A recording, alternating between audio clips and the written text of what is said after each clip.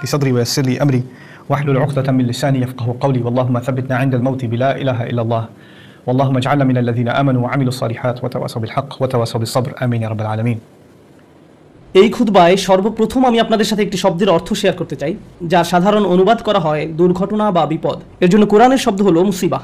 আপনারা যারা ভারতীয় উপমহাদেশের অনেকেই হয়তো মুসিবত শব্দটি ব্যবহার করে থাকেন, আর কোনো দুর্ঘটনা বা বিপদ আপদ বোঝাতে এটি ব্যবহার করা হয়। শব্দটি নির্গত হয়েছে আরবি শব্দ আসাবা থেকে, কোনো লক্ষ্যে আঘাত হানা বা কোনো লক্ষ্যকে সঠিকভাবে আঘাত করা। কোরআন খুব কৌশলগত উপায়ে অন্য শব্দ কারিসা, যদিও দুর্ঘটনা বা ট্র্যাজেডি বোঝানো হয়, এই শব্দটা ব্যবহার করার পরিবর্তে মুসিবা শব্দটি ব্যবহার করেছে। এই মুসিবা শব্দটি ব্যবহার করার মাধ্যমে কোরআন ইঙ্গিত করছে যে বিপদ আপদে আঘাত হানুক না কেন তা আসলে একটি লক্ষ্যে আঘাত হেনেছে।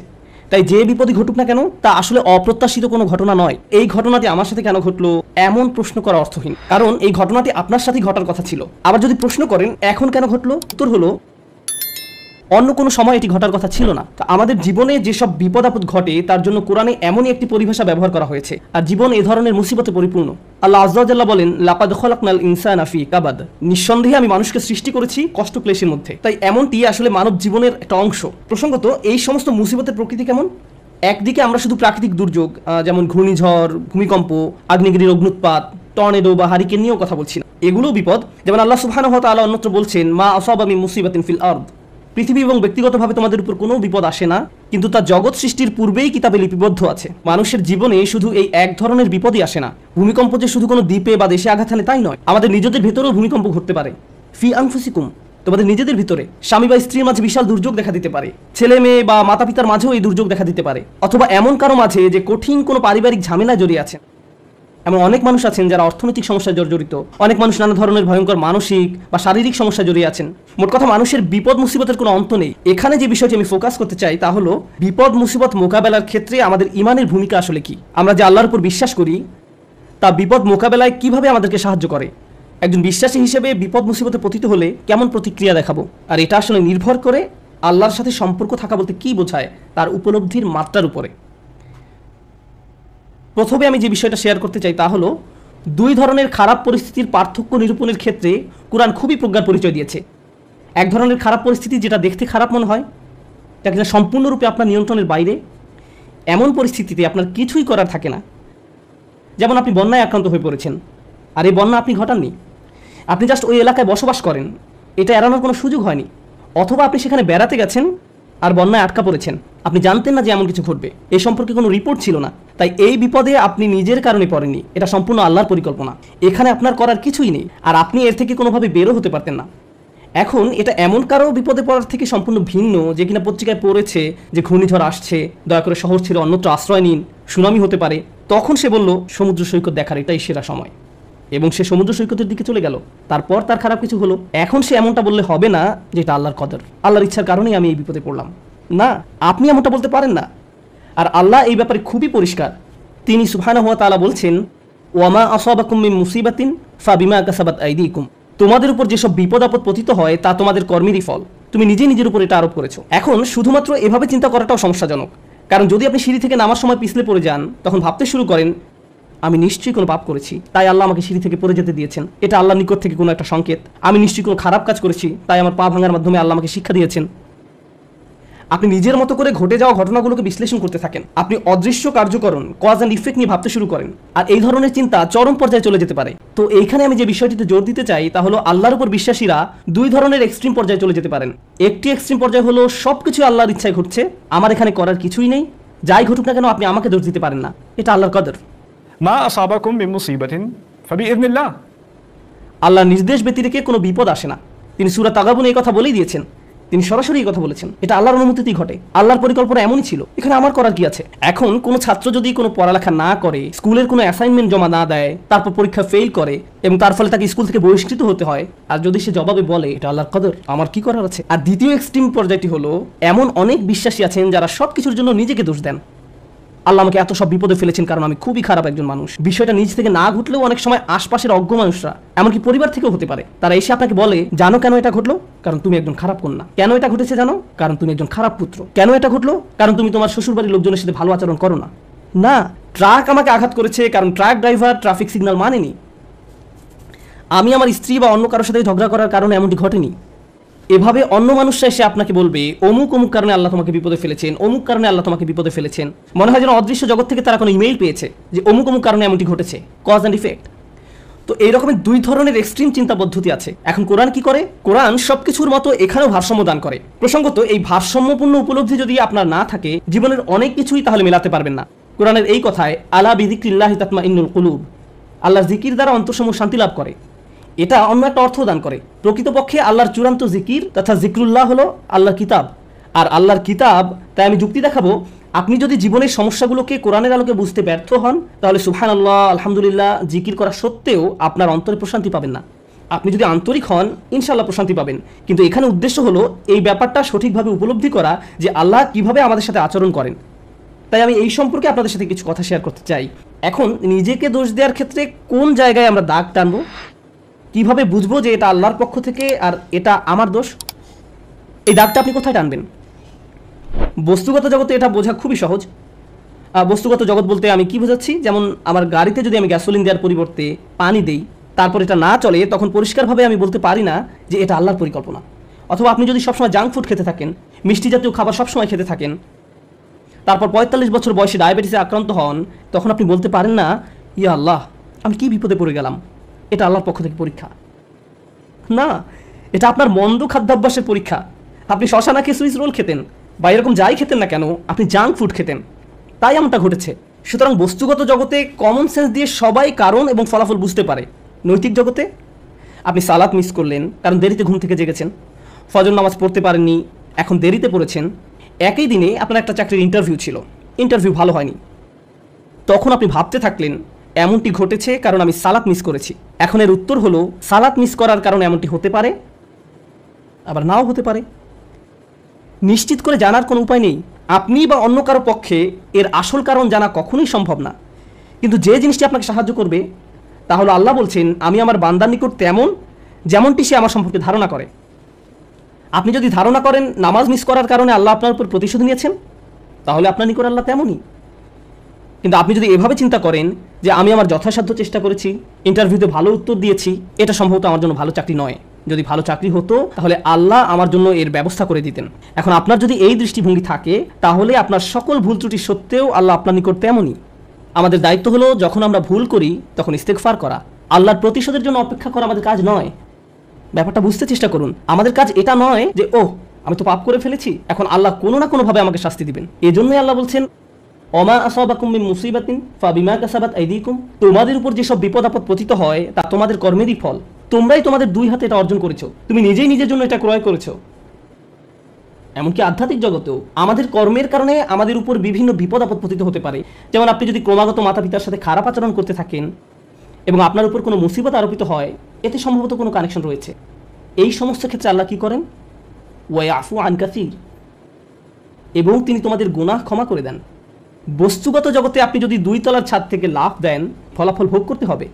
আল্লাহ বলবেন না যে এইবার আমি তোমার পা ভাঙবো না, না না, যা ঘটার তা ঘটবে। আগুনে যদি হাত রাখেন তা পোড়া যাবেই। আল্লাহ বলবেন না যে তুমি তো আজকে ফজর নামাজ পড়েছো, তোমার হাত পুড়বে না, এমনটা ঘটবে না। কিন্তু যখন আধ্যাত্মিক জগতের কথা আসে, তিনি বলছেন ওয়াইফু আন কাসীর, তিনি সাথে সাথেই প্রতিশোধ নেন না। আল্লাহ এভাবেই আমাদের সাথে আচরণ করেন, ওয়াইফু আন কাসীর। এই ব্যাপারটা আমাদের মনের মাঝে গেঁথে নিতে হবে। যে কারণে আমি আজ এই আলোচনার সূত্রপাত করলাম তা হলো, আমাদের উম্মায় প্রতিদিন যে আধ্যাত্মিক অপরাধটি সংঘটিত হয়, তা হয় একজন স্নেহের মানুষের হাতে অন্য একজন স্নেহের মানুষের, পিতামাতা, স্বামী স্ত্রী। কখনো কখনো আমরা আমাদের স্নেহের মানুষদের সবচেয়ে জঘন্য কথাটা বলে বসি। মাঝে মাঝে আমরা সেসব কথা বলে আল্লাহর নামে। তুমি যা করছো তার জন্য আল্লাহ তোমাকে শাস্তি দেবেন, একদিন তোমাকে বিচারের কাঠগড়ায় দাঁড়াতে হবে। তুমি যা করছো তা আল্লাহ কোনোদিন ক্ষমা করবেন না। মা তার সন্তানকে ভাবে বলে, স্ত্রী স্বামীকে বলে, ভাই বোন একে অপরকে বলে। মনে হয় যেন আল্লাহ কোনো রাগান্বিত অস্ত্র যা আপনি যে কোনো সময় প্রয়োগ করতে পারেন। কারণ কারো উপরে আপনি অসন্তুষ্ট, তাই আল্লাহ অবশ্যই তার উপর অসন্তুষ্ট, এবং আপনি এভাবে আল্লাহকে ব্যবহার করতে পারেন। এটা আমাদের স্থান নয়। অনেক মানুষের ক্ষেত্রে তারা এই ধরনের কথা এত বেশিবার শুনেছে যে তারা আল্লাহর নিকট থেকে অনেক দূরে সরে গিয়েছে। তারা তাদের প্রিয় মানুষগুলোর কাছ থেকে এমন কথা শুনেছে।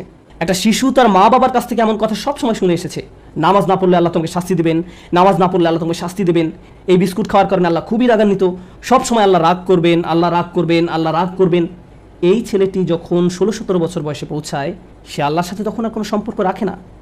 যখন সে শুনে আল্লাহ দয়ালু, ক্ষমাশীল, তার তখন এই কথা বিশ্বাস করতে কষ্ট হয়। কারণ আল্লাহ সুবহানাহু ওয়া তাআলা সম্পর্কে এমন ধারণা নিয়ে সে বড় হয়নি। তার কাছে মনে হয় প্রতিবার সে আল্লাহর কারণেই সমস্যায় পতিত হয়েছে। তারপর এই পিতামাতাই বলেন, আমরা তো এই ছেলেকে ছোটবেলা থেকেই ইসলাম শিখাচ্ছি, আমি জানি না কেন সে ইসলাম থেকে দূরে সরে যাচ্ছে। কিন্তু কোন আল্লাহ সম্পর্কে আপনি তাকে শিক্ষা দিয়েছেন? একজন রাগান্বিত আল্লাহ, এমন আল্লাহ যিনি শুধু শাস্তি দিতে চান, অথচ আল্লাহ বলছেন মা ইয়াফআলুল্লাহু বিআযাবিকুম, তোমাদের শাস্তি দিয়ে আল্লাহ কি করবেন? আল্লাহ নিজেই এই কথা বলছেন, তোমাদের পিছনে লেগে আল্লাহ কি করবেন? তাই মানুষ খারাপ পরিস্থিতিতে পড়লেই মনে করে আল্লাহ তাদের শাস্তি দিচ্ছেন, আল্লাহ তাদের কষ্ট দিচ্ছেন।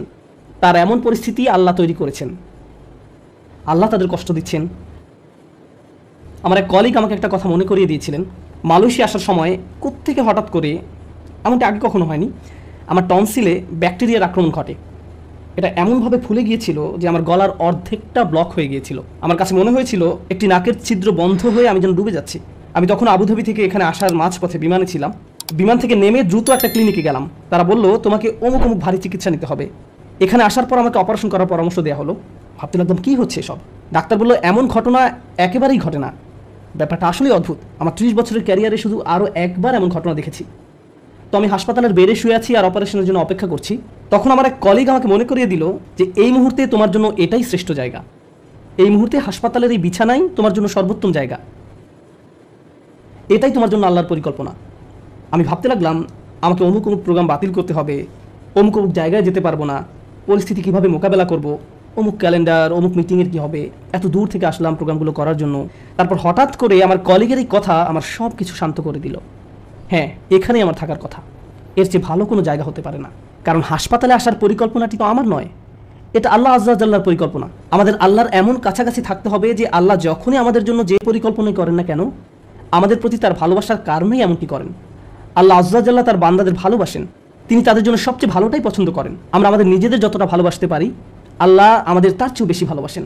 আমরা নিজেদের যতটা যত্ন নিতে পারবো, আল্লাহ তার চেয়েও বেশি যত্ন নিয়ে থাকেন। আমরা যখন এই বিষয়টা ভুলে যাই তখন হেদায়েত হারিয়ে যায়। একই বিষয়ে সূরা তাগাবুনে আল্লাহ বলছেন ওমাই ইউমিন বিল্লাহি ইয়াহদি কলবাহু, আল্লাহর নির্দেশ ব্যতিরেকে কোনো বিপদ আসে না, এবং যে আল্লাহর প্রতি বিশ্বাস করে সেই বিপদের সময়, কারণ আপনি তো এমনিতেই আল্লাহকে বিশ্বাস করেন, যখন মুসিবতে পড়েন কেবল তখনই প্রশ্ন করতে শুরু করেন আল্লাহ কেন আমার সাথে এমনটি করছেন। ঠিক সে সময়ের জন্য আল্লাহ ওমাই ইউমিন বিল্লাহ এই বাক্যটা ব্যবহার করেছেন। যে কেউ সত্যিকার অর্থে আল্লাহকে বিশ্বাস করে, হ্যাঁ আপনি সব সময় বলেন আল্লাহ রহমান, আপনি কি আসলে অনুভব করেন আল্লাহ রহমান? না, এই মুহূর্তে তিনি সম্ভবত জুনতিক্রম, এই মুহূর্তে তিনি সম্ভবত সেই সত্তা যিনি প্রতিশোধ নিয়ে থাকেন। এখন সম্ভবত তিনি আল জব্বার আর রহমান নন। লক্ষ্য করেছেন, যখন বিপদে পড়েন তখন আর রহমানের উপর আপনার ঈমান হারিয়ে যায়। আল্লাহ বলছেন সে সময় তুমি যদি আর রহমানের উপর ঈমান রাখতে পারো, তিনি নিজেকে তোমার নিকট আর রহমান হিসেবে উপস্থাপন করেছেন, সেই মুহূর্তে তুমি যদি তা করতে পারো, তাহলে আল্লাহ তোমাকে কি উপহার দিবেন? এটাই আমার খুদবার উপসংহার, যে আল্লাহ আমাদের কি উপহার দিবেন। আমি স্বাস্থ্য চাই, অসুস্থতা থেকে সুস্থ হতে চাই, আমি চাকরি চাই, আমি টাকা চাই, আমি উত্তম পারিবারিক অবস্থা চাই, আমি বর্তমান অবস্থা এড়াতে চাই, আমি চাই অন্য মানুষ যেন আমাকে কোনো কষ্ট না দেয়, আমি চাই মানুষ যেন আমাকে নিয়ে কথা না বলে। যেটাই হোক না কেন, কিছু একটা আপনাকে খুব বিরক্ত করছে। আপনি ভাবছেন ইস যদি এই সমস্যাটা পার করতে পারতাম, জীবন মনে হয় প্রশান্তিতে পরিপূর্ণ হয়ে যেত। আমাদের সবারই জীবনে কোনো না কোনো সমস্যা রয়েছে যা আমাদের শান্তিতে ঘুমাতে দেয় না। আর আমরা ভাবতে থাকি ওহ ভাই, যদি এই সমস্যাটা চলে যেত অনেক ভালো থাকতাম। কিন্তু জানেন কি হয়, যদি এই সমস্যাটা চলে যায় পরবর্তীতে আরেকটা এসে হাজির হয়। আর যখন নতুন সমস্যা এসে দেখা দেয় আপনি ভাবেন পূর্বের সমস্যাটা আরও সহজ ছিল। এটা তো অনেক বড় সমস্যা। আপনি যদি আল্লাহর উপর ভরসা রাখতে পারেন, আল্লাহ আপনাকে কি দিবেন? তিনি আপনার সমস্যা শেষ করে দেন না। এই পৃথিবীর জীবনে আপনি কখনো সমস্যা ছাড়া থাকতে পারবেন না। যদি সমস্যা চলে যেত তাহলে ইয়াকুব আলাইহিস সালামের জন্য আমাদের তুলনায় অনেক আগেই সেটা দূর হয়ে যেত। যদি ঈমান থাকার মানে হয় আপনার কোনো সমস্যা থাকবে না, তাহলে মরিয়ম আলাইহিস সালামের কোনো সমস্যা থাকা উচিত ছিল না। রাসূল সাল্লাল্লাহু আলাইহি ওয়াসাল্লামেরও কোনো সমস্যা থাকার কথা ছিল না। আল্লাহর কাছাকাছি মানুষদের জীবনী পড়লে আপনি দেখবেন তাদের জীবন ছিল সমস্যায় পরিপূর্ণ, বড় বড় সমস্যা। আর আপনি শুধু এই সমস্যাগুলোর কথাই পড়ছেন। আপনি পড়ছেন তারা কিভাবে একটা সমস্যা থেকে আরেকটা সমস্যা জীবন অতিবাহিত করে গেছেন। আল্লাহর একজন মহান রসুল ছিলেন ইউসুফ আলাইহিস সালাম। তার জীবনের দিকে তাকালে দেখবেন ছোটবেলা থেকেই তিনি সমস্যা আক্রান্ত ছিলেন। তাহলে আমি এই প্রশ্নটি বারবার করছি, আল্লাহ তাহলে আপনাকে কি দিচ্ছেন? আপনার জীবনের অতি ভয়াবহ সমস্যার সময় যখন আল্লাহর উপর পূর্ণ বিশ্বাস রাখেন, এর বিনিময়ে আল্লাহর কাছ থেকে কি পাবেন? যখন মানুষ আপনাকে বলতে থাকে আল্লাহ তোমাকে অপছন্দ করেন তাই তোমার জীবনে এসব ঘটছে, বিপরীতে আপনিও ভাবতে শুরু করে দেন আল্লাহ মনে হয় আমাকে শাস্তি দিচ্ছেন তাই আমার জীবনে এসব বিপদ আপদ ঘটছে, সেই মুহূর্তে যদি আপনি আল্লাহ সম্পর্কে সুধারণা পোষণ করতে পারেন, আল্লাহর প্রতি ভালোবাসা, নির্ভরতা এবং বন্ধন বজায় রাখতে পারেন যে না আল্লাহ আপনাকে কখনো ছেড়ে যাবেন না, এর বিনিময়ে তিনি আপনাকে কি দেবেন? তিনি সে লোকের হৃদয়কে পথ দেখান। আমি আপনাদের গ্যারান্টি দিচ্ছি, যদি আপনার সমস্যা চলে যায়, যদি সে সমস্যাটা অর্থ সংক্রান্ত হয়ে থাকে, এরপর অর্থ আসতে থাকে, যদি এটা পারিবারিক সমস্যা হয়ে থাকে এবং সমস্যাটা দূর হয়ে যায়, এই দুনিয়ার কোনো অর্জনই সেই একটা গিফটের তুলনায় কোনো মূল্য বহন করে না। আর সেই একটি গিফট হলো ইয়াহদি কলবাহু। তিনি সে লোকের হৃদয়কে পথ দেখান। আপনার অন্তরে প্রশান্তি থাকবে, জীবনে যাই ঘটুক না কেন আপনার মুখে তখনও হাসি থাকবে। তখন মানুষ আপনার দিকে তাকিয়ে বলবে, আরে তুমি হাসছো কেন, তুমি কিভাবে ঠিক আছো, দেখো না তোমার কি অবস্থা হয়েছে। আপনি তখন বলবেন, হ্যাঁ সব ঠিক আছে। যদি আপনি এই আচরণ রপ্ত করতে পারেন, এমন অনেক মানুষ রয়েছে যাদের টাকার কোনো অভাব নেই, তারপরেও তারা ঘুমাতে পারে না। আপনার কল্পনায় যেসব কিছু মানুষের জন্য সুখ নিয়ে আসার কথা তার সবই তাদের আছে, কিন্তু তবু তাদের মানসিক শান্তি নেই। তাদের নেই সেটা, তারা নিজেদের উপর খুশি নয়, বিভিন্ন রকম ড্রাগ এবং মদ পান করে, বাস্তব দুনিয়া থেকে নিজেদের সরিয়ে রাখে। তারা বাস্তবতার মুখোমুখি হতে পারে না। অন্য মানুষরা তাদের ভিডিও দেখে বলে, ওয়াও তাদের বাচ্চাদের দোলনাটা কি সুন্দর, তাদের গাড়িটাও কি চমৎকার, আমরাও এগুলো চাই। ইয়া লাইতালানা মিসলা মা উতিয়া করুন, ইস কারুনের যা আছে আমার যদি তা থাকতো। বসের মতো জীবন। পক্ষান্তরে আপনি যদি আল্লাহর দিকে ফিরেন, তাহলে তিনি আপনাকে এমন কিছু দান করবেন যা কোনো টাকার অঙ্কে কেনা সম্ভব নয়, খ্যাতি বা জনপ্রিয়তা যা আপনাকে দিতে পারবে না। আর তা হলো ইয়াহদি কলবাহু, তিনি আপনার হৃদয়কে পথ দেখাবেন। এটাই ইমানের সর্বশ্রেষ্ঠ পুরস্কার, এটাই হলো বিপদে পড়ার সর্বশ্রেষ্ঠ পুরস্কার। এখন আলোচনার উপসংহারে এসে বলতে চাই, মানুষ অনেক সময় বিভিন্ন সমস্যা আটকে পড়ে। আপনি আটকে পড়েছেন, আমি আটকে পড়েছি। কখনো কখনো আমরা এখান থেকে মুক্তির কোনো উপায় দেখি না। ওই পরিস্থিতিগুলো হলো আমাদের আল্লাহর পক্ষ থেকে সর্বশ্রেষ্ঠ উপহার দেওয়ার একটা উপায়। ওই পরিস্থিতিগুলোতেই তিনি আমাদের অন্তরগুলোকে পথ প্রদর্শন করেন। আমরা যদি কেবল সেই পরিস্থিতিগুলো ব্যবহার করে আল্লাহকে পেতে পারি, আল্লাহর সাথে কথা বলতে পারি, এর জন্য আপনাকে আরবি জানতে হবে না, এর জন্য আপনাকে অনেক বেশি কোরআনও জানতে হবে না। জাস্ট আল্লাহর দিকে প্রত্যাবর্তন করুন আর বলুন, ইয়া আল্লাহ আপনি তো সর্বশ্রেষ্ঠ পরিকল্পনাকারী। ইয়া আল্লাহ আপনার মতো কেউ আমাকে ভালোবাসে না, কেউ আমার প্রতি আপনার মতো যত্নবান নয়। এটা কখনোই সম্ভব নয় যে আপনি আন্তরিকতার সাথে আল্লাহর নিকট হেদায়েত কামনা করবেন আর তিনি আপনাকে ফিরিয়ে দেবেন। আপনি যদি আল্লাহর কাছে একটা গাড়ি চান, তিনি হয়তো আপনাকে তা নাও দিতে পারেন। একটা বাড়ি চান, তিনি হয়তো আপনাকে তা নাও দিতে পারেন। আপনি যদি তার নিকট আপনার রোগ ভালো করে দেওয়ার জন্য দোয়া করেন, হয়তো তিনি ভালো করবেন অথবা ভালো করবেন না। কিন্তু একটি বিষয়ে নিশ্চিত তিনি আপনাকে দিবেন, যদি আপনি আন্তরিকতার সাথে প্রার্থনা করেন, আর তা হলো হেদায়েত। তার সন্তুষ্টিপ্রাপ্ত বান্দাদের দলে চলার পথ, গাইডেন্স, তিনি আপনাকে এটা দেবেন। আর যখন তিনি আপনাকে এটা দান করবেন, তখন এমনিতেই অন্য সব সমস্যার সমাধান হয়ে যাবে। আল্লাহ তাআলা আমাদেরকে সেসব মানুষদের অন্তর্ভুক্ত করুন যারা সত্যিকার অর্থে তার নিকট হেদায়েত চায়, আর আমাদের জীবনের সকল সমস্যাগুলোকে তার কাছাকাছি হওয়ার মাধ্যমে পরিণত করুন, যেন তার নিকট থেকে আমরা হেদায়েত পেতে পারি।